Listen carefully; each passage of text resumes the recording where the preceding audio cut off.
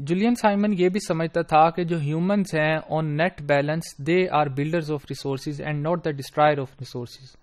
جو پچھلے اکانومسٹ تھے جس میں مالتھس شامل تھا اور اس کے علاوہ بھی بہت سے پیسیمسٹ جو ٹرمز انسانوں کے لیے یوز کرتے تھے وہ عام طور پہ اس طرح کی ہوتی تھیں کہ دنیا میں انسان جو ہے وہ اپنے دونوں ہاتھوں سے وسائل کو بے دریغ استعمال کرتا ہے. وہ اپنے منہ سے چیزوں کو کھاتا ہے اور ضائع کرتا ہے. جولین سائمن نے اس طرح کے الفاظ کو سخت تنقید کا نشانہ بنایا اور اس نے ایک کویسچن پوچھا کہ آپ کے خیال میں what matters most, your mind اور یور ہینڈز اور ماؤتھ، کہ انسان کے پاس جو زیادہ قیمتی چیز ہے وہ ہاتھ ہے، منہ ہے یا اس کا دماغ ہے. یہ کویسچن اس نے پوچھا اور اس کے الفاظ کو میں یہاں پہ ریپیٹ کرتا ہوں کہ it is your mind that matters economically as much اور مور دین یور ماؤتھ اور ہینڈز، یعنی کہ آپ کے انسانی دماغ کی اہمیت زیادہ ہوتی ہے، کم از کم برابر بھی ہو سکتی ہے، زیادہ بھی ہو سکتی ہے، اس سے زیادہ جتنے آپ کے ہاتھ آپ کے لیے افادیت رکھتے ہیں یا آپ کا منہ رکھتا ہے. In the long run, the most important economic effect of population size and growth is the contribution of additional people to our stock of useful knowledge. Long run میں جو زیادہ لوگوں کا فائدہ یہ ہے کہ ان لوگوں کا جو دماغ ہے وہ کلیکٹیولی یا کامن انٹرسٹ کے لیے، کامن بینیفٹ کے لیے جو یوزفل نالج پروڈیوس کرتا ہے وہ زیادہ افادیت رکھتا ہے. ہر شخص زیادہ سے زیادہ دونوں ہاتھوں سے چیزوں کو استعمال کرے گا، لیکن جو اس کا دماغ ہے وہ اس قدر زیادہ پروڈکٹیو ہوتا ہے کہ وہ اس کو جو پروڈیوس کرتا ہے وہ زیادہ ہوتا ہے جو کہ کنزیوم کرنے کے مقابلے میں. And this contribution is large enough in the long run to overcome all the cost of population growth. He further says that humans on net balance are builders of resources instead of destroyer of resources. یہ بہت اہم جملہ ہے. اس کو ہم کیسے ثابت کر سکتے ہیں کہ انسان بحیثیت مجموعی وہ وسائل کو پیدا کرنے والے ہوتے ہیں، وسائل کو اتنا ضائع کرنے والے نہیں ہوتے. ان کا نیٹ ایوریج بیلنس کیا آتا ہے، یعنی کہ پازیٹیو آؤٹ پٹ کیا ہے، نیگیٹو وہ چیزیں جو ضائع کر دیتے ہیں وہ کتنی ہے، ان کا نیٹ بیلنس کیا ہے. اس کو میں فردر ایک ایگزامپل کے ذریعے ایکسپلین کرنے کی کوشش کرتا ہوں. سپوز کریں کہ ایک شخص ہے اور یہ اس کی زندگی کا ایک دور ہے جس کو آپ یہ سٹارٹ کہہ سکتے ہیں، اور یہ سپوز کریں یہ فرسٹ ایئر ہے اور 25 سال تک وہ شخص جو اپنی زندگی گزارتا ہے وہ اپنے ماں باپ کے سہارے سے گزارتا ہے. اس دوران وہ پروڈیوسر نہیں ہے اور ہی پروڈیوس نتھنگ.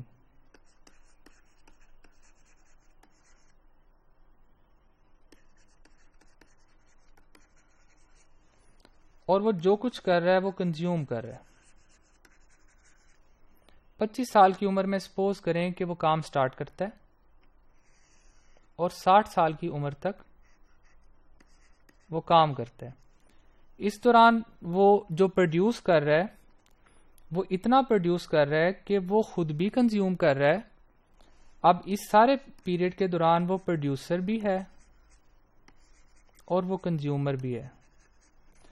اب وہ جو کنزیوم کر رہا ہے وہ اپنی ذات کے لیے کنزیوم کر رہا ہے، وہ جو پروڈیوس کر رہا ہے وہ اپنی ذات کے لیے بھی کر رہا ہے اور اس کے علاوہ اپنے فیملی ممبرز کے لیے بھی کر رہا ہے. عام طور پہ لوگوں کی ایک فیملی کے اندر 5-6 لوگ ہوتے ہیں، 5-6 سے زیادہ بھی ہو سکتے ہیں، کم ہو سکتے ہیں. ہم اگر ایوریج فیملی سائز بھی لیں تو وہ اس قدر زیادہ پروڈیوس کر رہا ہے کہ نہ وہ صرف اپنے آپ کو سسٹین کر رہا ہے بلکہ اپنی فیملی کو بھی سسٹین کر رہا ہے.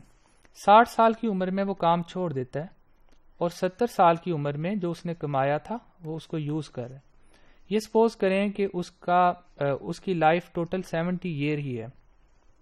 اب اس سارے عرصے کے دوران بھی وہ صرف کنزیومر ہے اور سپوز کریں کہ وہ پروڈیوسر نہیں ہے اور وہ کچھ اس نے پروڈیوس نہیں کیا، لیکن جو اس نے پہلے سے پروڈیوس کیا تھا 25 سال کی عمر سے 60 سال کی عمر تک کمانے کے دوران اب وہ اس کو یوز کر رہا ہے. اب 70 سال کی عمر میں لوگوں کی فار ایگزامپل وفات ہوتی ہے. اب یہ شخص کچھ ایسٹس چھوڑ کے مرے گا. یہ جو ایسٹس ہوتے ہیں یہ اتنے ہوتے ہیں کہ عام طور پہ اس کے باقی فیملی ممبرز کے لیے کافی ہو جاتے ہیں. آپ یہ سوچ رہے ہوں گے کہ یہ ایگزامپل کسی ایک اکنامکلی پروڈکٹیو بندے کی ہو سکتی ہے، پڑھے لکھے بندے کی ہو سکتی ہے، وہ بندہ جو کہ کام کر رہا ہوتا ہے.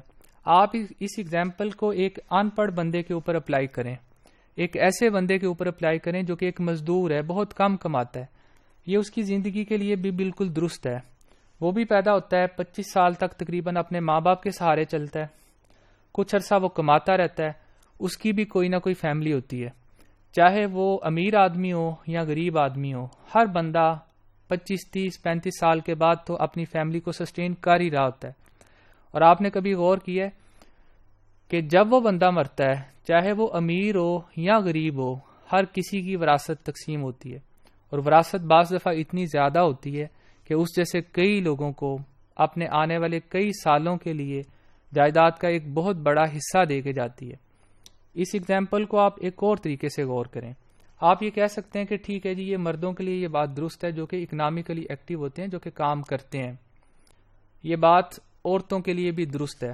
اب آپ اگر فیمیلز کو دیکھیں، اس پورے عرصے کے دوران 0 سے 25 کے دوران اگر بات کی جائے تو اس سارے عرصے کے دوران بھی وہ کنزیومر ہی رہی ہیں، اس سارے عرصے کے دوران وہ کچھ پروڈیوس نہیں کر رہی، وہ پہلے بھی کنزیومر ہیں، وہ بعد میں بھی کنزیومر ہیں، اور وہ اپنی ساری زندگی economically speaking they are only consumers, they are not producing goods and services, they are only providing services to their family members. گھروں میں وہ کام کرتی ہیں، اپنے خاندان کا خیال رکھتی ہیں، اکنامک سینس میں ہم یہ نہیں کہہ سکتے کہ وہ کماتی ہیں انلیس کہ کوئی ورکنگ لیڈی ہو۔ آپ نے کبھی غور کیا ہے کہ جب ہماری خواتین کا بھی انتقال ہوتا ہے 70 سال کی عمر میں، تو وہ پہلے بھی کچھ چیزیں استعمال کر رہی ہوتی ہیں، ساری زندگی وہ چیزیں استعمال کرتی ہیں، جب وہ بھی دنیا سے جاتی ہیں تو ایسٹس ان کے بھی ہوتے ہیں، ان کی جائیداد بھی تقسیم ہوتی ہے، اور اس کی بنیاد پہ وہ بھی کچھ نہ کچھ چھوڑ کے جاتی ہیں۔ تو آپ غور کریں کہ اس کے اندر کوئی نہ کوئی ایسی ہڈن ویلیو ضرور ہے کہ جو دنیا میں ہر شخص جو آتا ہے وہ اپنے اور اپنے ساتھ اپنے آس پاس کے لوگوں کو بھی سسٹین کر کے بلکہ کچھ نہ کچھ چھوڑ کے چلا جاتا ہے۔ تو on net balance humans are builders of resources not the destroyer of resources.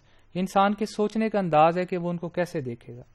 اس کو ایسے بھی سمجھا جا سکتا ہے کہ سپوز کریں یہ ایک لائن ہے اور اس لائن کی ویلیو 10 ہے، اور یہ ریسورسز کی پروڈکشن کو ظاہر کرتی ہے کہ وہ بندہ کچھ پروڈیوس کرتا ہے،